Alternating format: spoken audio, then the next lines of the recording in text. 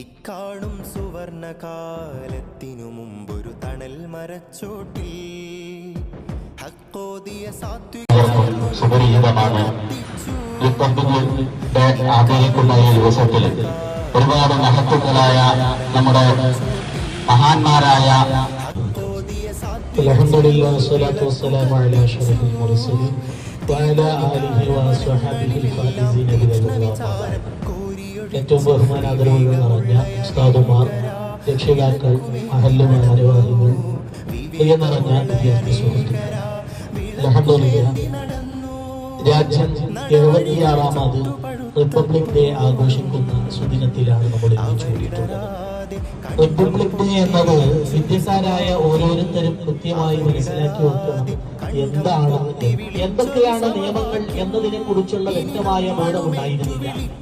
ഇങ്ങനെയുള്ള ഒരു രാജ്യമാകുമ്പോൾ അതിന് കൃത്യമായി ഒരു ഭരണഘടന ഉണ്ടാവണമെന്ന തീരുമാനം